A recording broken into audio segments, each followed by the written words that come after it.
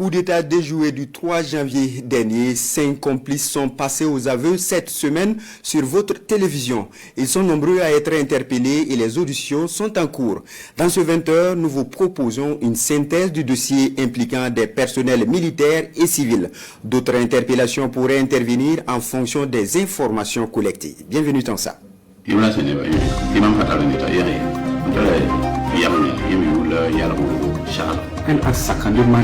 M'a fait savoir de façon claire que c'est un projet de coup d'État. Mais il s'attend de moi de mobiliser des hommes pour la réussite du coup d'État. La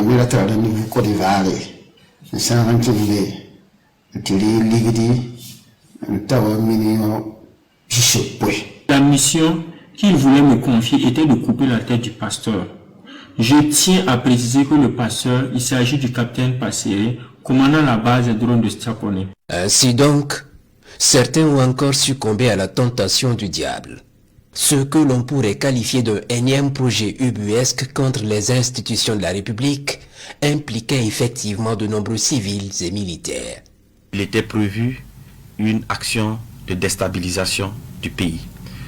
Cela allait se faire par une série d'assassinats ciblés des autorités civiles et militaires, en commençant par la neutralisation du camarade capitaine Ibrahim Traoré, chef de l'État, président du Faso, soit à bout portant, soit par une action pour miner son domicile. Devait s'en suivre une manœuvre pour clouer au sol les combattants du ciel.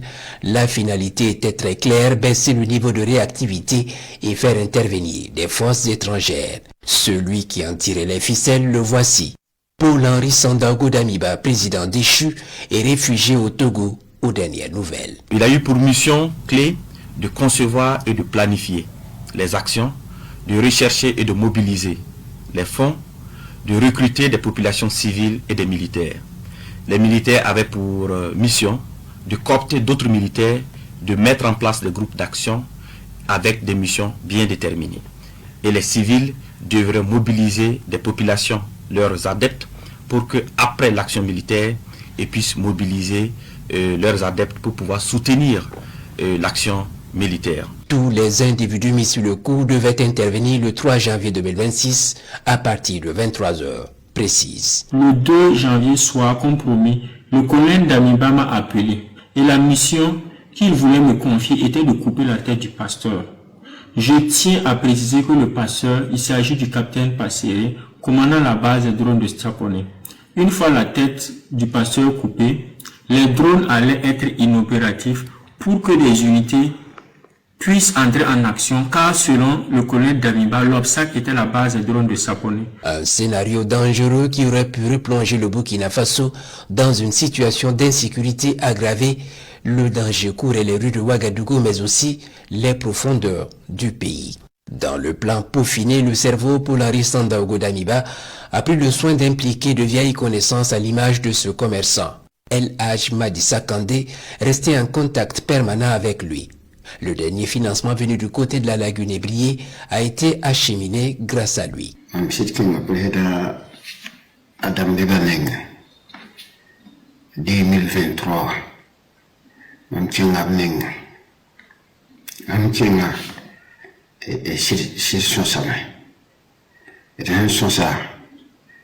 et dans le deuxième 2025 pour donc le deuxième ayi lam tinyira ton ko sama banda ton na namu indik bala yin shi mu sakawa nama yella balam pak nyin da nyira tun lewa namu la nyina ko sama tirhante yiri gidge sentin so babuninga piton gehen somba. Dans son voyage en terre ivoirienne, El Hadj Madissa Kandé s'est offert les services d'un homme de compagnie à la personne de l'adjudant de police Moumouni Soré, lui aussi désormais dans le sac. Lagui Madissa Kandé, c'est un ami d'environ 2 ans. Il m'a appelé de l'accompagner en Côte d'Ivoire, la première ville, précisément à Ferké. Il devait prendre une commission là-bas. Alors je l'ai accompagné, nous sommes arrivés à Ferké. On a croisé M. Traoré Poulema, qui est opérateur économique. Il a remis la somme de 70 millions à M. Sakandé et nous avons repris la route pour Ouagadougou. Et derrière cette complicité, il y avait une proposition alléchante et même très alléchante. En cours de chemin, il me demandait si ça marchait. Il allait voir pour comme un homme au niveau de la LONAB. Alors j'ai dit que vu mon statut, je ne peux pas prendre le DG de l'ONAB. Et dit que comme c'est ainsi, peut-être au niveau de transit, il allait trouver une formule là-bas. Mais bien avant cet épisode, El Hadj Madi Sakandé avait déjà mis en réseau son compère El Hadj Ali Wimenga, commerçant basé à Zignaré, dont le neveu Salfo Yalwego, en service à la garde républicaine, était très proche du chef de l'État.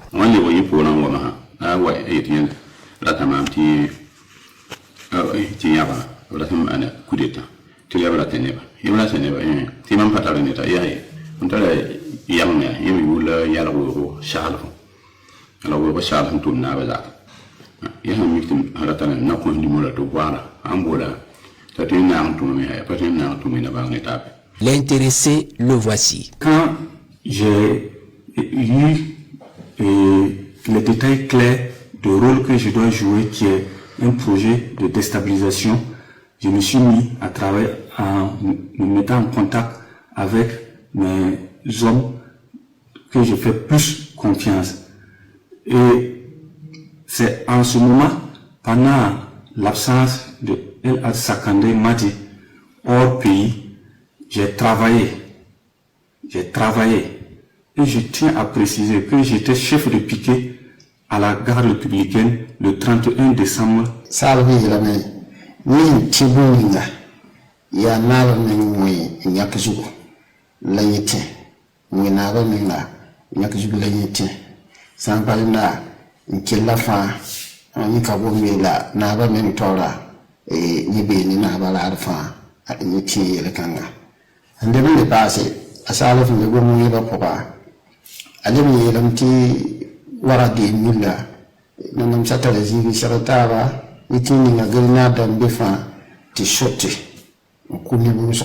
Sakandé met Wimenga sur le coup. Wimenga connecte son neveu Yalwego et Yalwego branche ses hommes de confiance, ainsi de suite. Et ce, pendant que Damiba s'active de son côté. C'est une véritable toile d'araignée qui se tissait. Le 31 décembre, soit rendez-vous a été pris entre Lagui Sakandé et moi, à 20h, à Parlayiri à son bureau, pour récupérer un colis. En partant pour récupérer le colis, j'ai été avec mon véhicule, avec 2 PKMS et des munitions, beaucoup de munitions, 4 caissettes de munitions. Une fois sur les lieux, je devrais communiquer avec le lieutenant-colonel Paul-Henri Sandaoro Damiba afin de rentrer en possession de mon colis et prendre les horaires de la rencontre. C'est quand j'attendais l'appel que j'ai été arrêté avec El Hadj Sakandé Madi à Parlayiri aux environs de 22 heures. À l'heure actuelle, la situation est sous contrôle et la traque se poursuit pour plier efficacement ce projet funeste, foi du ministre de la Sécurité, Mahamadou Sana, qui invite la population à la vigilance accrue. Les enquêtes se poursuivent, les interpellations également se poursuivent. Alors toutes les personnes impliquées dans cette affaire seront présentées devant le procureur du Faso et toute la rigueur de la loi s'appliquera.